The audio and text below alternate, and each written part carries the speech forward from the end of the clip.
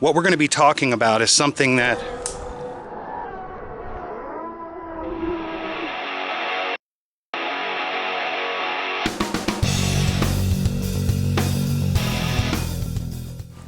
Hey everybody, welcome to the Evangelist Nick Garrett channel.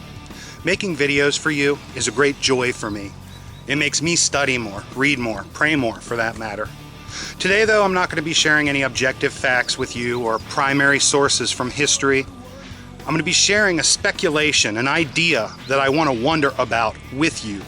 It merges an idea from the science called cryptozoology with ancient history and theology.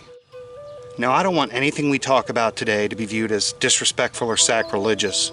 On this channel, we talk about what I think is the most important subject in human history: God, spirituality, supernaturalism, and our relationship to Him. Gift. I'll explain what's going on here, but before we get started, I want to show you something, just to make sure we're in the right frame of mind. Come take a look at this with me.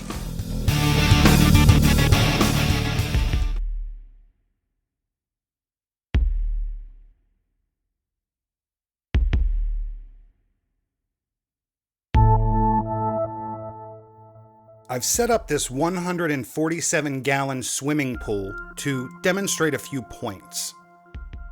What we really know about anything is just a drop in the bucket. What an individual can know is even less. Listen to these statistics. 95% of the Earth's oceans are unexplored. 95%. Let's pretend this pool represents all the oceans in the world. 147 gallons. The percent that we do know would fill up 7.5 milk jugs. That's it. And what about the Earth? 65% of the Earth's land is unexplored. A modern space rocket with people in it can only travel from about 100 miles to 450 miles above the surface. Now, let's place this in a universal context.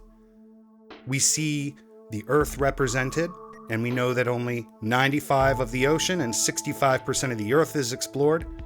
Now pretend the pool is the universe. In the grand scheme of the universe, we are less than the size of one electron on one shell of an atom. Given these statistics, here is what modern science knows. That is baffling. Now, let's get into bigger questions. Who made this bowl? Who made the Earth? Who made this vessel that contains this universe? What's outside of it? Are we just ants in an ant farm? Now that our egos and what we think we know is in check, let's get to the meat of what today's video, the idea, is about. From the very beginning of the Bible, there seems to be a dichotomy, a binary comparison, two ideas in conflict with each other. Some might say agrarian versus hunter-gatherer, or the wilderness versus civilization.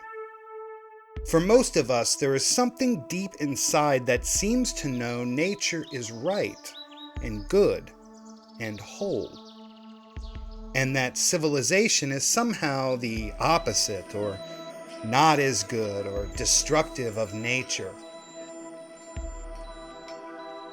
Science already knows there were different types of humans: Neanderthals, Denisovans, Homo habilis, Homo sapiens. I don't even know if I've named them right. Let's just say various forms of bipedal, upright, walking hominids. Evolution would say they all evolved separately. But in the Bible, we see that the crossbreeding of different entities wrought destruction on the first humans, led to hybrids who had different levels of intellect and the use of senses. Now we humans use 5: touch, sight, smell, sound, and taste. Are there others? Why do we seem to not fit into nature in a symbiotic way? Why do we seem to destroy to build great civilizations and stockpile natural resources? Have you ever noticed that all the things allegedly taught to humans in the antediluvian world by the giants, the hybrids, the Nephilim, the Anunnaki, were all the things that led us further away from our natural state? We have advanced in technology and gotten further away from nature. What do we make of biblical accounts, like Esau being born with a thick covering of hair, and his separation from his brother who would build a civilization while he would be a nomad? What do we make of God using the wilderness to hone and discipline his people, and the construction of large cities of marble to idols and false gods, leading to our destruction time after time after time? What about during the conquest of Canaan? Joshua and the Israelites were always unseating groups that had been in their land for a long time. They were always described as giants, at minimum some form of superhuman that they were terrified of. Even in the New Testament, John the Baptist wore a thick coat of camel hair and ate locusts and wild honey, and told us that the kingdom of God was at hand. The gospel gave the interbred descendants who were born in sin through no fault of their own a chance to be saved. All that being said, do you ever wonder if some versions or other types of humans still exist? Moreover, here's the big question that's so hard to ask. Are the other forms of humans, hominids, the way God initially created us? Or are we more like God's creation and the wild people of the woods, Sasquatch, Yowie, Orang Pendek, rock apes, Yeti, Bigfoot? The Nephilim, the giants, the mighty men of old? Do they purposely separate from us, stuck on this planet as their punishment for interfering in God's creation? Some argue that there are supernatural elements to Bigfoot, that they can use infrasound to stun, read minds, freeze their prey. People report strange orbs and lights in the woods before and after. Eyewitness accounts.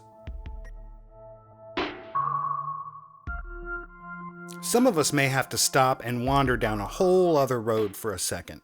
Who says these Bigfoot things exist at all? I cannot make a scientific case.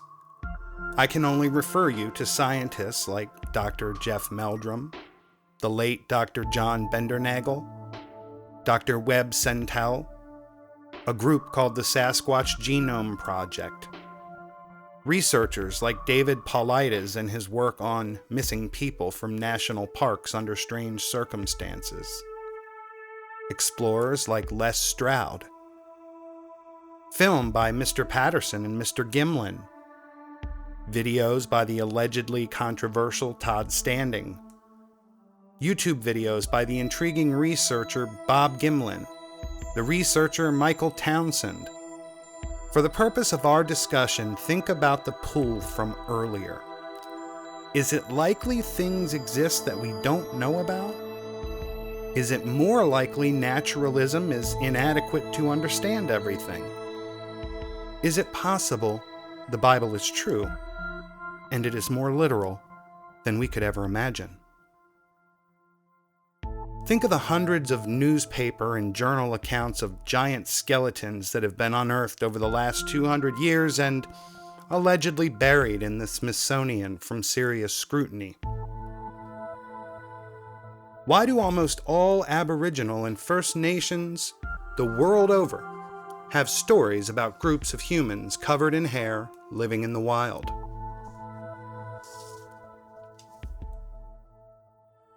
Why did they hold up their hands when greeting strangers?